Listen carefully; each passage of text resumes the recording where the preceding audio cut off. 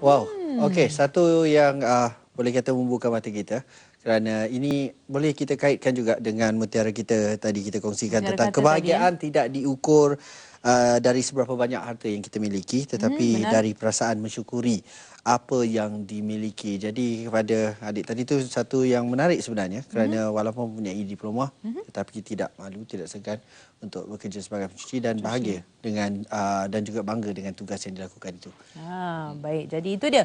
Boleh membuka mata kita lah di pagi di hujung minggu ni kan. Ya. Kita renung-renungkanlah. Tapi ada juga kaitannya dengan tetamu kita dan juga topik kita selepas ini. Kita nak bercerita mengenai penyiasatan pendapatan dan perbelanjaan isi rumah bagi tahun 2016 dan 2017. Ya, Jadi, ini sebenarnya bukan penyiasatan seperti yang nak disiasat dan sebagainya. Dia sebenarnya lebih kepada memaklumkan pendapatan dan juga perbelanjaan isi rumah. Ini ada kepentingannya dalam negara kita kerana ia secara tak langsung dapat membantu untuk kerajaan ataupun pemerintah untuk merancang tentang perbelanjaan dan apa sebenarnya yang perlu diberi perhatian khusus dan sebagainya. Jadi kita bersama dengan Dr. Muhammad Uzair bin Mahidin yang merupakan Timbalan Ketua Perangkawan Sosial dan Demografik Jabatan Perangkaan Malaysia. Assalamualaikum, selamat pagi Doktor. Waalaikumsalam warahmatullahi wabarakatuh. baik. Jadi, Doktor, saya kira semua yang menonton kini ada yang sedia maklum. Semua dah tahu dah tentang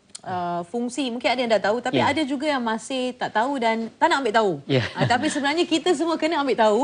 Pentingnya siasatan ni semua dan pentingnya untuk kita beri respon dan memberi balut malas apabila mereka datang ke rumah untuk membuat macam survey dan sebagainya kan. Jadi kongsikan. Terima kasih Puan Taslim dan Cik Ali. Assalamualaikum warahmatullahi wabarakatuh. Selamat pagi. Selamat sehati sejiwa. Salam satu statistik. Jadi kami daripada Jabatan Perangkaan adalah satu agensi yang mengeluarkan statistik utama untuk negara.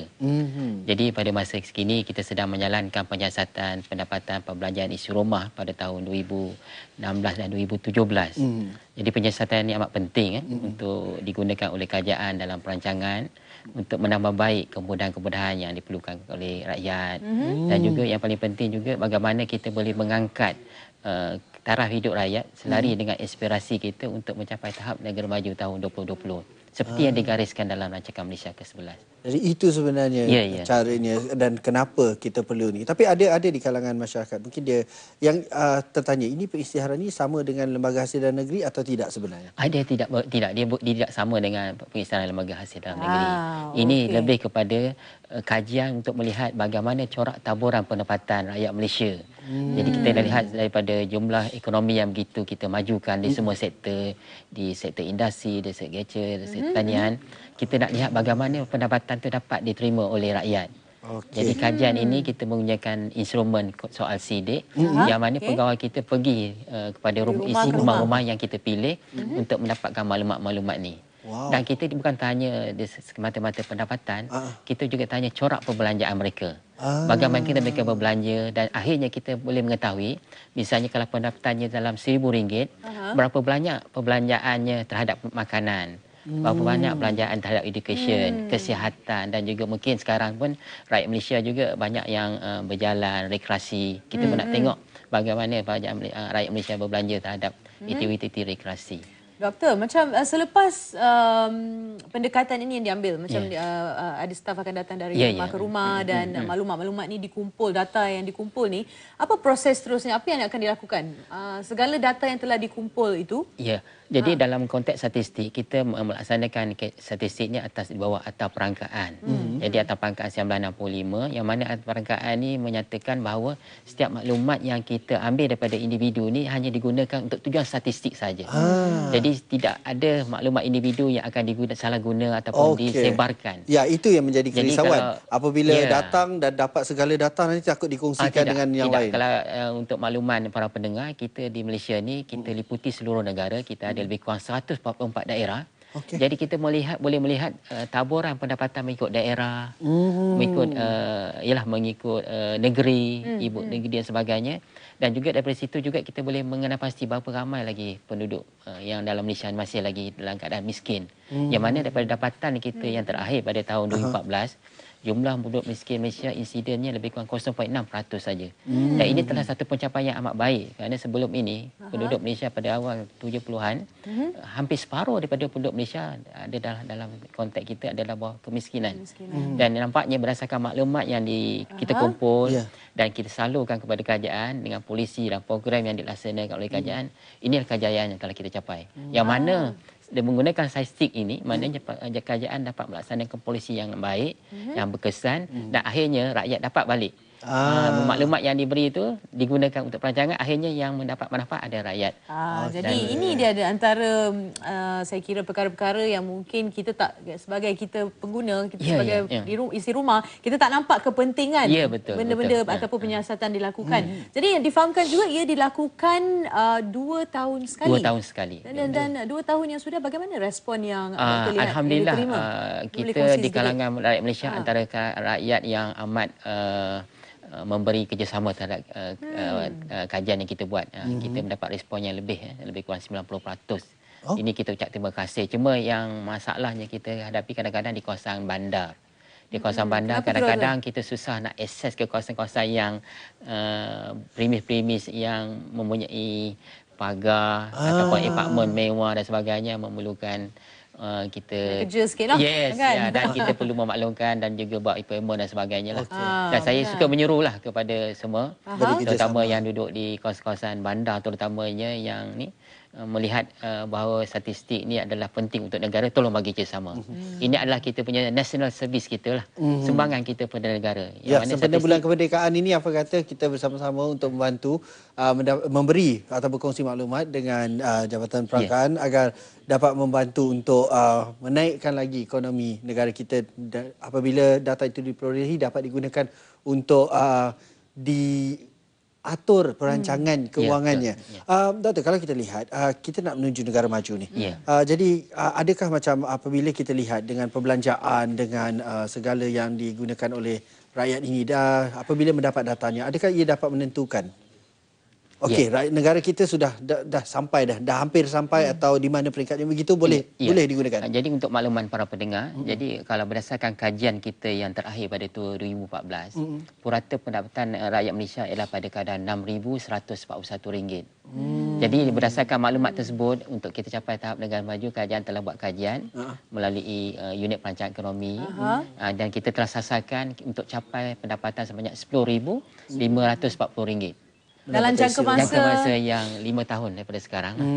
Jadi dalam hubungan ni, kerajaan berdasarkan rancangan Malaysia yang telah diumumkan, telah merancang program-program lah, termasuk memperkasakan program-program berkaitan dengan teknikal, vocational.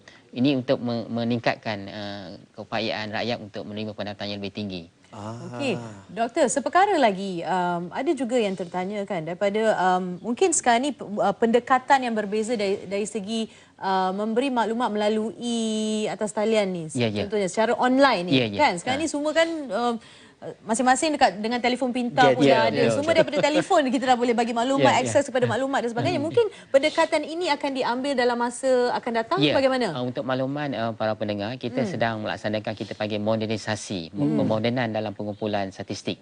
Jadi kita telah laksanakan secara beransur-ansur pengumpulan statistik secara online yang seperti yang Puan Tasnim nyatakan tadi. Dan terutamanya dalam kajian-kajian yang berkaitan dengan soal sidik yang dia punya soalnya tidak panjang, yang mana memudahkan mereka respon secara online lah. Terutamanya kita kajian kita terhadap syarikat-syarikat. Benar. Dan alhamdulillah kita ucapkan terima kasih. Setakat ini kita punya kajian-kajian online yang kita laksanakan telah mencapai tahap lebih kurang 20%. Dan ini ada satu ini yang kajian yang terbaru ni.